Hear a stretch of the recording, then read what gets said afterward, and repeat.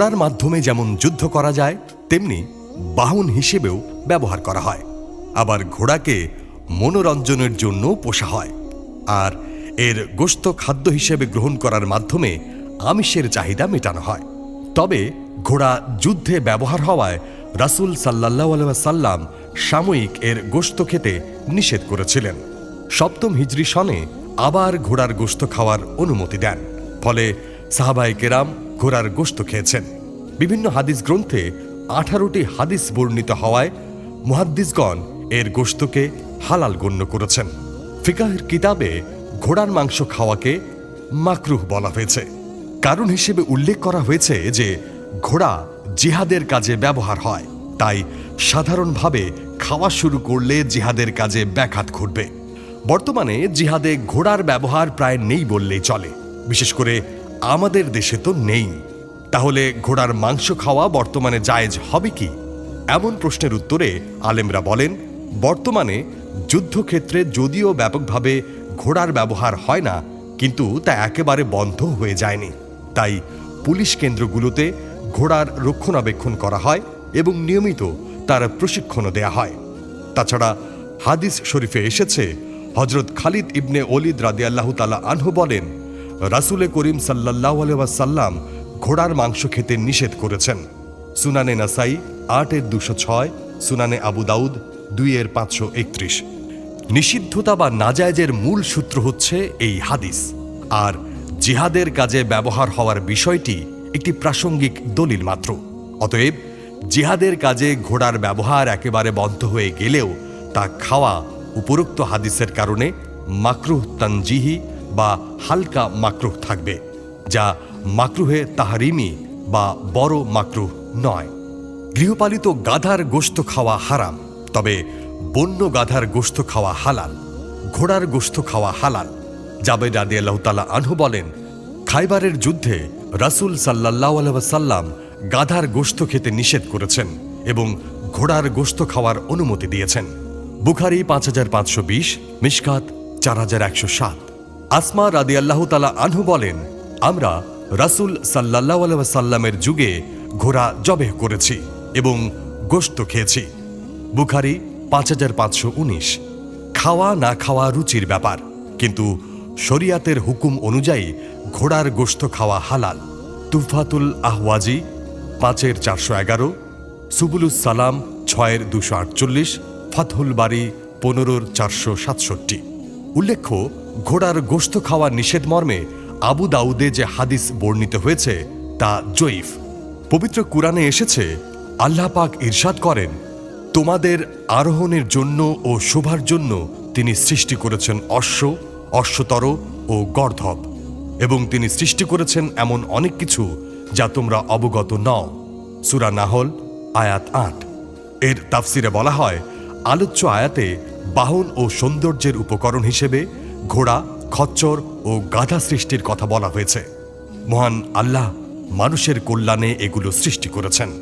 এই আয়াতের ব্যাখ্যায় মুফতি শফি রহমতুল্লাহি আলাইহি লিখেছেন, পবিত্র কোরআনে উট, গরু ও ছাগল ইত্যাদির কথা বিভিন্ন স্থানে এসেছে। এগুলোর উপকারিতার মধ্যে গোশত খাওয়াও একটি গুরুত্বপূর্ণ উপকারিতা হিসেবে বিবেচিত।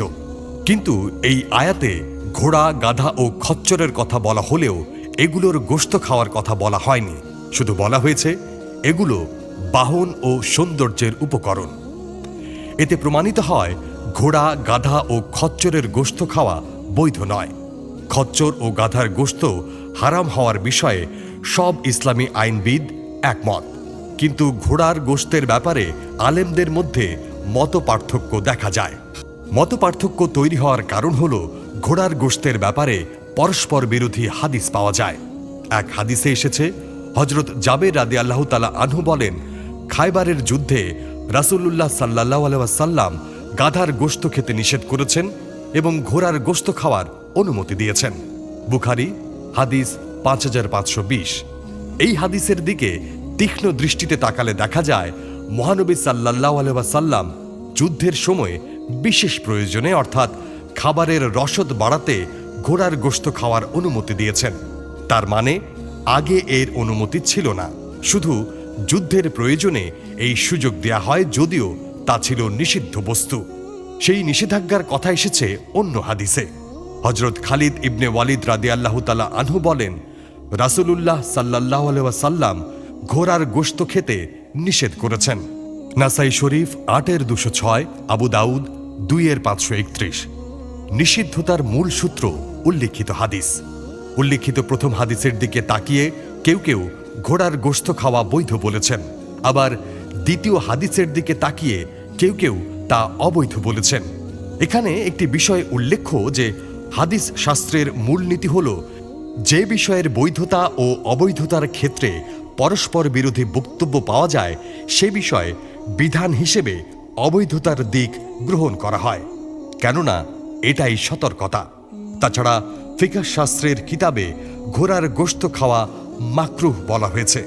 কারণ হিসেবে উল্লেখ করা হয়েছে যে ঘোড়া জিহাদের কাজে ব্যবহৃত হয়, তাই ব্যাপক হারে খাওয়া শুরু করলে জিহাদের কাজে ব্যাঘাত ঘটবে।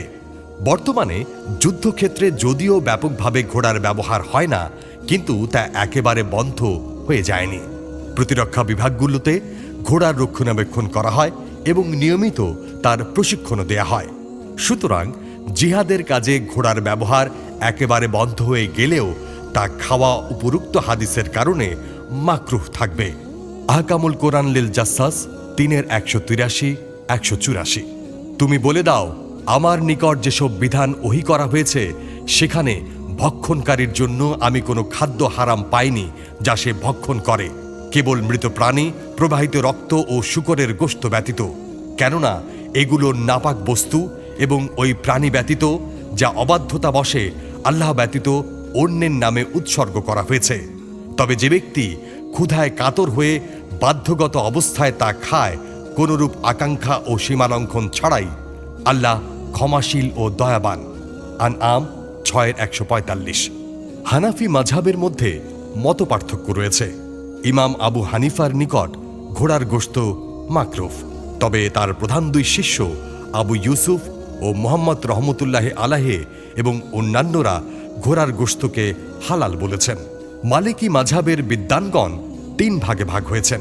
এক দল জায়েজের পক্ষে, আরেক দল মাকরুহের পক্ষে এবং অন্য দলটি হারামের পক্ষে।